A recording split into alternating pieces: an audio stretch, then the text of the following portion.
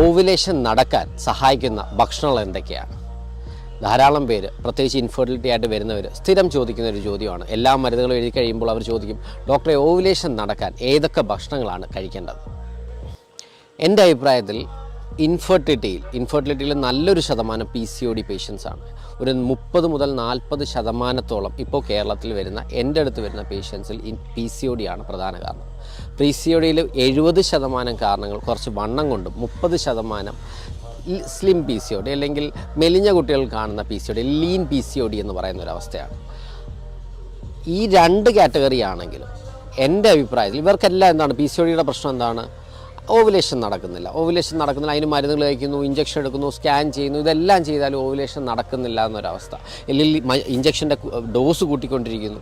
അപ്പോൾ ഇങ്ങനൊരവസ്ഥയിൽ ഭക്ഷണത്തിന് റോളുണ്ടോ? തീർച്ചയായിട്ടും റോളുണ്ട്. എല്ലാവരുടെ അടുത്തും ഞാൻ ആദ്യം പറയുന്നത്, അല്ലെങ്കിൽ എൻ്റെ ആ പ്രിസ്ക്രിപ്ഷനിലെ ആദ്യത്തെ സെൻറ്റൻസ് തന്നെ എക്സസൈസും ഡയറ്റുമാണ്. എന്തൊക്കെ ഭക്ഷണങ്ങളാണ് നമ്മൾ ശ്രദ്ധിക്കേണ്ടത്?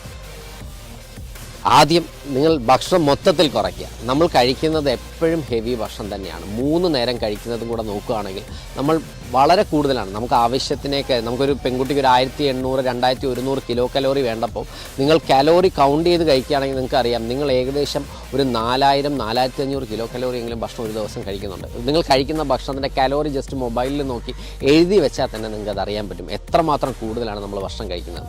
അപ്പം ഫസ്റ്റ് കട്ട് ഡൗൺ ചെയ്യേണ്ടത് നമ്മുടെ ഭക്ഷണം മൊത്തത്തിൽ ക്വാണ്ടിറ്റി ഒന്ന് കട്ട് ഡൗൺ ചെയ്യുക. ഇനി നമുക്ക് ഓരോ ഭക്ഷണ പദാർത്ഥങ്ങളും എടുക്കാം. ഫാറ്റ്, ഇത് ഞാൻ പറയുന്നത് ഒരു സ്റ്റഡി ബേസ്ഡ് ആണ്. ഒരു യൂറോപ്യൻ ജേർണലിൽ നിന്ന് ഏകദേശം 1,00,000 സിസ്റ്റർമാരിൽ നഴ്സുമാരിൽ നടത്തിയ ഒരു സ്റ്റഡിയുടെ ഫാക്ട്സാണ് ഞാൻ പറയുന്നത്. അപ്പം ഞാൻ വെറുതെ പറയുന്നതല്ല, ഒരു ഫാക്ച്വൽ കാര്യമാണ് ഞാൻ ഇവിടെ പറയുന്നത്. ഏറ്റവും ഇമ്പോർട്ടൻറ്റ് ഫാറ്റാണ്. ഫാറ്റിൽ സാധാരണ ഫാറ്റ് കഴിച്ചെന്ന് പറഞ്ഞ് വലിയ കുഴപ്പം ഒന്നുമില്ല. പക്ഷേ നമ്മൾ ട്രാൻസ് ഫാറ്റ്സ് കഴിക്കുമ്പോൾ, ട്രാൻസ് ഫാറ്റ്സ് എന്ന് ഒരു ചീസ് കഴിക്കുമ്പോൾ, അല്ലെങ്കിൽ ഈവൺ ഒരു ചെറിയ ഒരു മീഡിയം സൈസ് ഫ്രഞ്ച് ഫ്രൈസ് കഴിക്കുമ്പം നമുക്ക് അന്നത്തെ ദിവസത്തിനുള്ള ഹോൾ ഫാറ്റ് നമ്മുടെ ശരീരത്തിൽ കിട്ടിക്കഴിയുന്നു. അപ്പോൾ ഒരു ഫ്രഞ്ച് ഫ്രൈസ് കഴിച്ചാൽ പിന്നെ നിങ്ങൾ വറുത്ത ഒരു സാധനം പോലും കഴിക്കാൻ പാടില്ല. അപ്പം അത്ര കെയർഫുൾ ആയിരിക്കണം ട്രാൻസ് ഫാറ്റ്സ് കഴിക്കുമ്പോൾ. അപ്പം നിങ്ങൾ ഫ്രൈഡ് ഐറ്റംസൊക്കെ കഴിവതും ഒഴിവാക്കാൻ നോക്കുക. ചീസ്, അങ്ങനെയുള്ള ബട്ടർ തുടങ്ങിയുള്ള ഐറ്റംസ് ഒഴിവാക്കാൻ നോക്കുക. വെളിച്ചെണ്ണ നല്ലതാണ്, പക്ഷേ അതും നിങ്ങൾ ആലോചിക്കണം, അതും സാച്ചുറേറ്റഡ് ഫാറ്റ് തന്നെയാണ്, അൺസാച്ചുറേറ്റഡ് ഫാറ്റ് അല്ല. അപ്പം എന്ത് വറുത്തതും പൊരിച്ചതും ഞാൻ സാധാരണ പറയുന്നത് കഴിവതും അങ്ങ് ഒഴിവാക്കുക. പ്രത്യേകിച്ച് നമുക്കൊരു വണ്ണം കുറയ്ക്കണം, PCOD കുറയ്ക്കണം എന്നുള്ളൊരവസ്ഥ വരുമ്പോൾ കഴിവതും ഒഴിവാക്കുന്നത് തന്നെയാണ് നല്ലത്. സാധാരണ ഇതൊന്നും പ്രശ്നമില്ലാത്തൊരു വ്യക്തിയാണെങ്കിൽ തീർച്ചയായിട്ടും കുറച്ച് കഴിക്കാം. കുറച്ചൊരു വെളിച്ചെണ്ണയിൽ ഉപയോഗിച്ചുള്ള ഭക്ഷണം കഴിക്കുന്നതിൽ തെറ്റില്ല. പക്ഷേ ട്രീറ്റ്മെൻറ്റ് എടുക്കുന്നൊരു കഴിവതും ഒഴിവാക്കുന്നതാണ് നല്ലത്. അപ്പോൾ ഫാറ്റിൻ്റെ കാര്യം പറഞ്ഞു. നമ്മൾ കഴിവതും സാച്ചുറേറ്റ് അല്ലെങ്കിൽ ട്രാൻസ് ഫാറ്റ്സ് കഴിവതും ഒഴിവാക്കുന്നതാണ് നല്ലത്. പ്രോട്ടീനിലോട്ട് വരാം. പ്രോട്ടീനിൽ ആ സ്റ്റഡി കണ്ടെത്തിയത് 30% റിഡക്ഷൻ ഇൻ ഓവുലേഷൻ ഉണ്ട് നമ്മൾ റെഡ് മീറ്റ് കഴിക്കുമ്പോൾ. അതായത് ആനിമൽ പ്രോട്ടീൻ, പ്രത്യേകിച്ച് അതിൻ്റെ അകത്ത് റെഡ് മീറ്റ് കഴിക്കുമ്പോൾ, അതായത് ബീഫ്, അങ്ങനെയുള്ള പോർക്ക്, ടർക്കി, അങ്ങനെയുള്ള റെഡ് മീറ്റ് കഴിക്കുമ്പം നമ്മുടെ ഓവുലേഷനുള്ള സാധ്യത 30% കുറയുന്നു എന്നാണ്. അതേ സമയം സാധാ ചിക്കൻ അല്ലെങ്കിൽ നമ്മുടെ വെജിറ്റബിൾ പ്രോട്ടീൻ, കടല അല്ലെങ്കിൽ പയറ്, അതൊക്കെ കഴിക്കുമ്പോഴത്തേക്ക് അത്രയും പ്രശ്നങ്ങൾ വരുന്നില്ലെന്നാണ് കണ്ടത്. അപ്പം റെഡ് മീറ്റ് കഴിവതും ഒഴിവാക്കുന്നതാണ് നല്ലത്. ചിക്കൻ കഴിക്കാം. പിന്നെ എപ്പോഴും ചോദിക്കുന്നതാണ് ബ്രോയിലർ ചിക്കൻ കഴിക്കാവോ ഡോക്ടറെ, അതിൻ്റെ അകത്ത് ഹോർമോൺസ് അല്ലേ? അത് ഞാൻ പലപ്പോഴും പറഞ്ഞിട്ടുണ്ട്. ബ്രോയിലർ ചിക്കനിൽ അങ്ങനെ ഹോർമോൺസും കാര്യങ്ങളൊന്നുമല്ല. അത് ആ കോഴിയെ അവർ ആ ഒരു ജനസിലാണ് അത് ഉണ്ടാക്കി വെച്ചിരിക്കുന്നത്. അതിനെ അങ്ങനെയാണ് ബിൽഡ് ചെയ്തേക്കുന്നത്.